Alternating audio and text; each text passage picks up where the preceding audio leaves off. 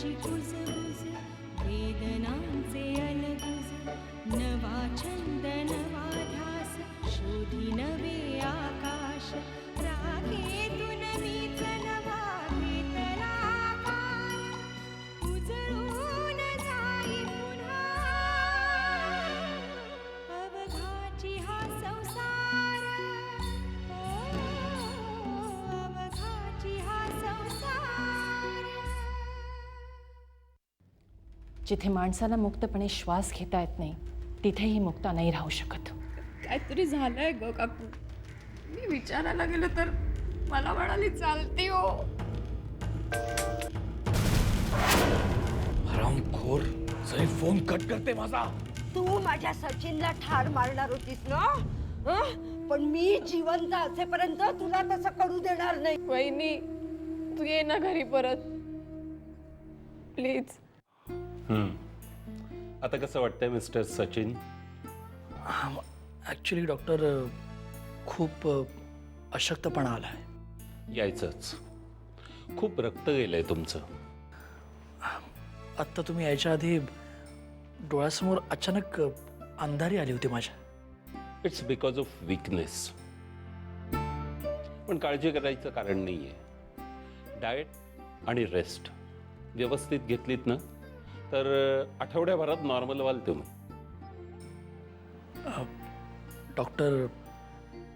Doctor एक request करायची आहे. बोला ना. मी माझ्या बायकोला भेटू शकतो? Let me think on it. Doctor please please. ठीक आहे, मी नर्सला सांगतो. पण चालत जाऊ नका. त्यांनी कदाचित चक्कर यायची शक्यता आहे. They will take you on wheelchair. Okay okay doctor, thanks. त्यांना पाहिल्यावर कदाचित तुमच्या अंगावर मुठभर मांस चढेल.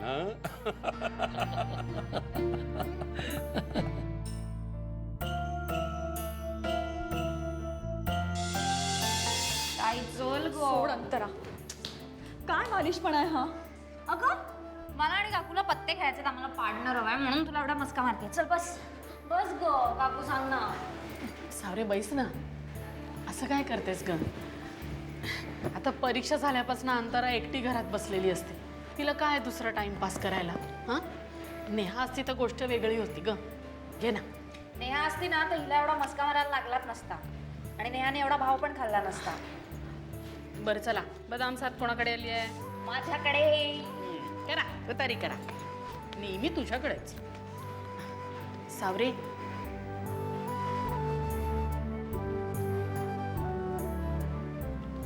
अगं गुलाम कुठला टाकतेस? आपण बदाम सात खेळतोय ना. नाही खेळायचा मला तुमचा खेळ. अगं इथे माझ्या आयुष्याचा डाव विस्कटला आणि तुम्ही मला प्लीज मला एकटीला राहू दे. नका मला डिस्टर्ब करू. पाया पडते मी तुमच्या.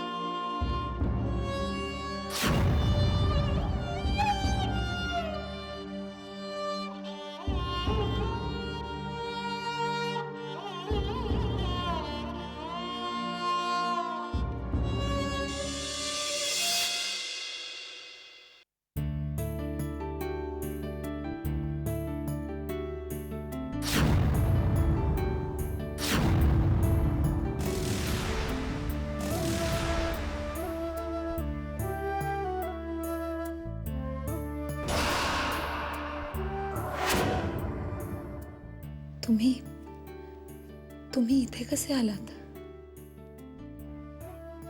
रिक्षा? रिक्षा? हो, ठीक आहे. इथेच पार्क केली आहे.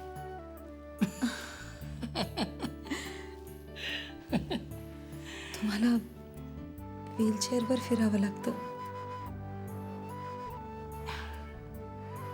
अगं अशक्तपणा आलाय खूप, म्हणून बाकी काही नाही. आणि डॉक्टरच मला म्हणाले, तुमच्या बायकोला बघून या, अंगावर मुठभर मांस चढेल तुमच्या.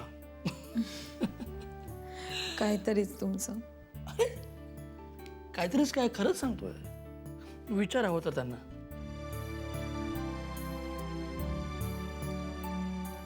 आता बरे आहात ना तुम्ही? फर्स्ट क्लास एकदम. त्या दिवशी इथे तुम्हाला गोळी लागून तुम्ही पडताना पाहिलं आणि तुम्हाला काही झालं असतं ना तर माझाही जीव गेला असता.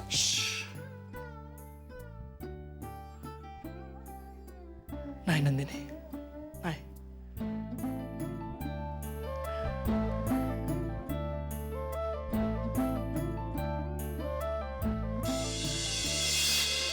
नंदिनी, आता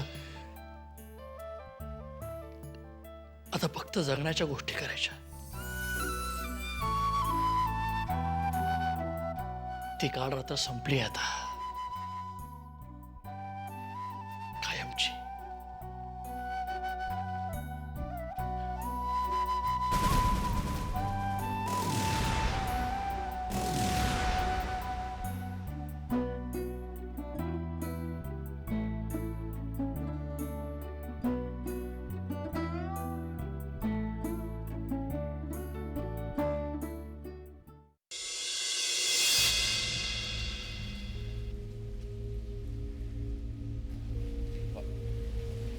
बाबा आहेत? हो बाबा, भाऊजी आलेत.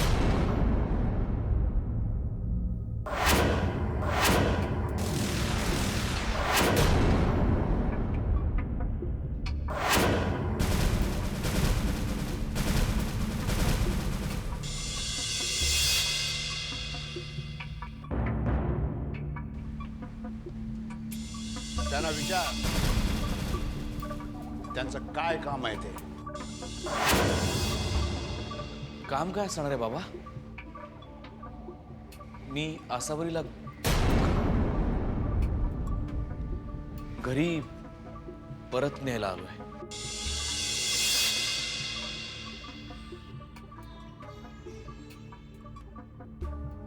माझी लेक त्या घरात परत जाणार नाही.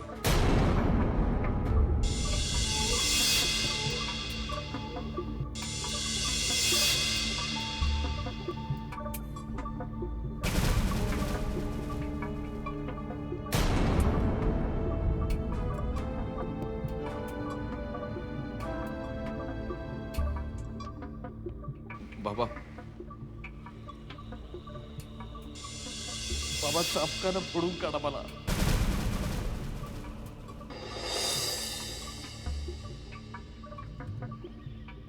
चामडी सोलून काढा माझी, काय वाटेल ती शिक्षा द्या.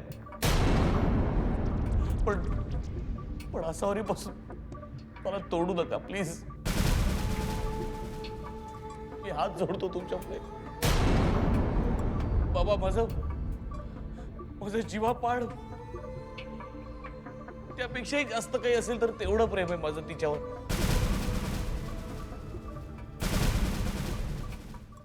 मी चुकलो, मला माफ करा. तुम्हाला वाटतं तितका वाईट माणूस मी नाहीये बाबा, खरंच नाहीये. माझा राग, माझा संताप, असं वाटतं कधी कधी की या रागाच्या आगीत जाळून घ्यावं स्वतःला आणि भस्म होऊन जावं.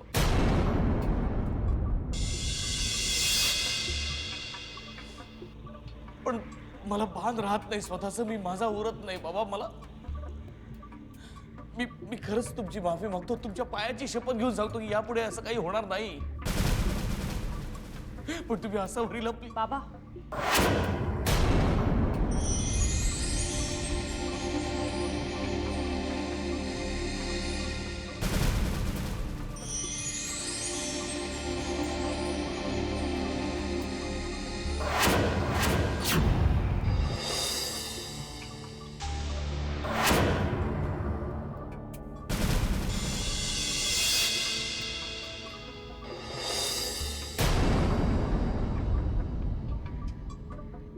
या नाटकाचे अनेक प्रयोग मी आजवर पाहिलेत बाबा. मला काहीही नवीन नाहीये. तुम्ही हा जे पहिल्यांदा बघताय म्हणून भारावून जाऊ नका. कारण शेवटी हे एक नाटकच आहे. आणि हे आहेत त्या नाटकाचे लेखक, दिग्दर्शक आणि अभिनेते मिस्टर हर्षवर्धनराव भोसले.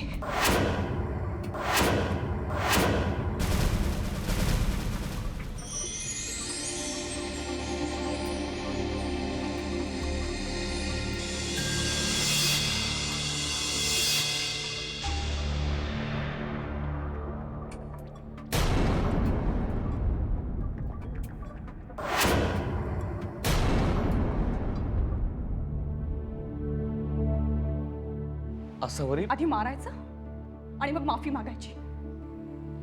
आणि एवढं सगळं करूनही जर भागलं नाही तर मग स्वतःला त्रास करून घ्यायचा.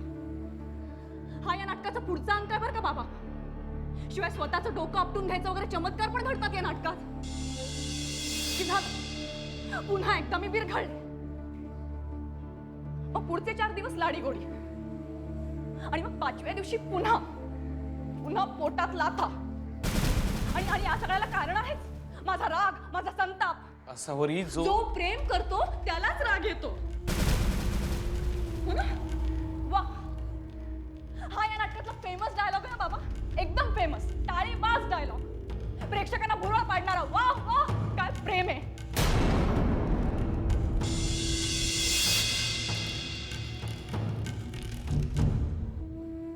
पण तुम्हाला एक गोष्ट सांगते मिस्टर हर्षवर्धनराव भोसले,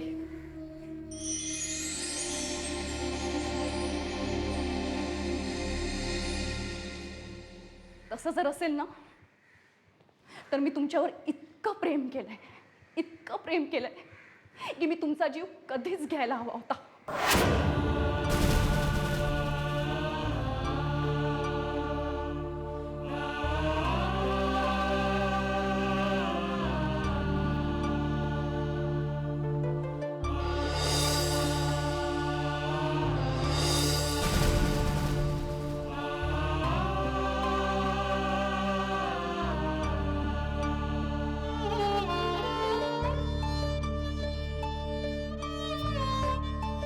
प्लीज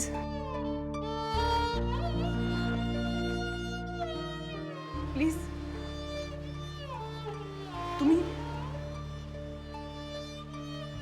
तुम्ही इथून जा हर्षवर्धन.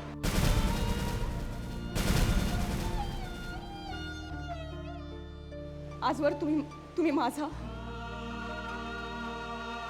माझ्या स्वाभिमानाचा खूप छळ केला.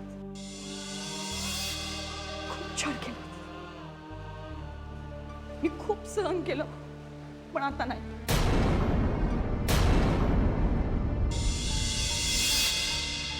आता नाही.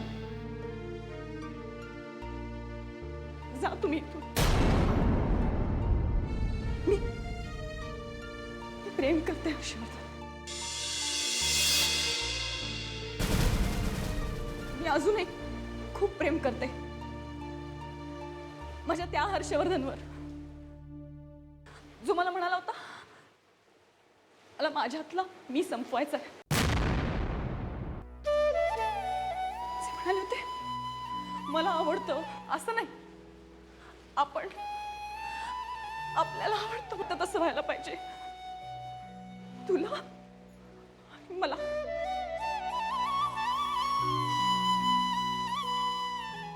त्या हर्षवर्धनवर प्रेम केलं होतं मी खूप. पण अशा त्या हर्षवर्धनानं तुम्ही संतापाच्या भरात कधीच मारून टाकलेत. कधीच. कुठल्या तरी वळणावर तुम्हाला पुन्हा भेटेल म्हणून मी खूप सहन केलं. सहन करत राहिले, पण आता नाही.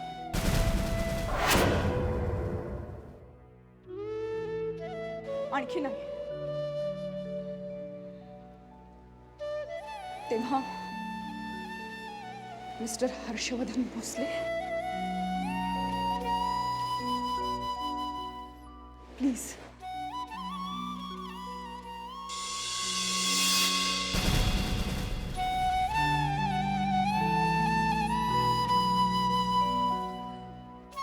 निघा.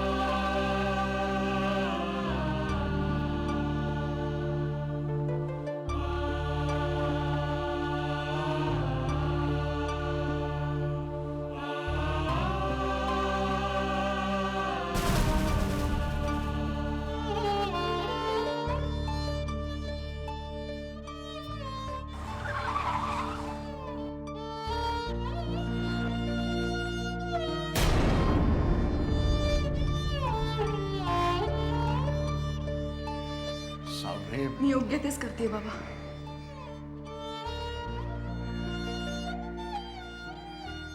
तुम्ही माझ्या पाठीशी आहात ना?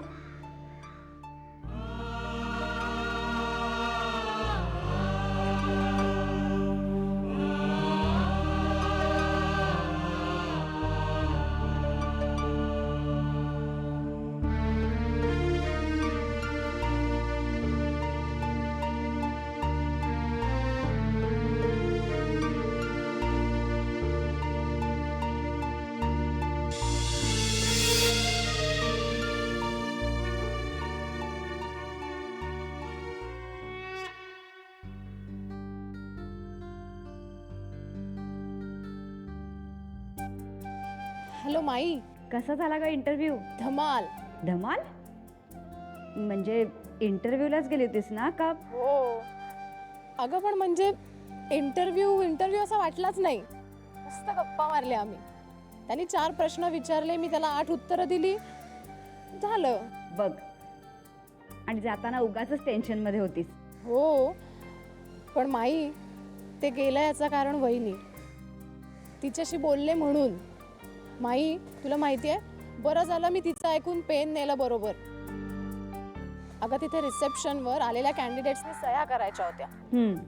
तिथे रिसेप्शनिस्ट मला म्हणाली, बेटा तू एकटीच आहेस जी स्वतःच्या पेनानं सही करून जाते. नाही तर बाकी सगळे भुक्कड इंटरव्ह्यूला येतात पण पेन नसतं जवळ. मी सांगते नक्की तुलाच नोकरी मिळेल बघ. मग बाकी सगळं एकदम पुढे सुतासारखं सरळ झालं. बर बर बर. आता नुसती फोनवरच बोलत बसणार आहेस का घरी येणार आहे? येणार आहे का घरी? पण आधी वहिनीला फोन करते. बरं बरं, पण लवकर घरी ये.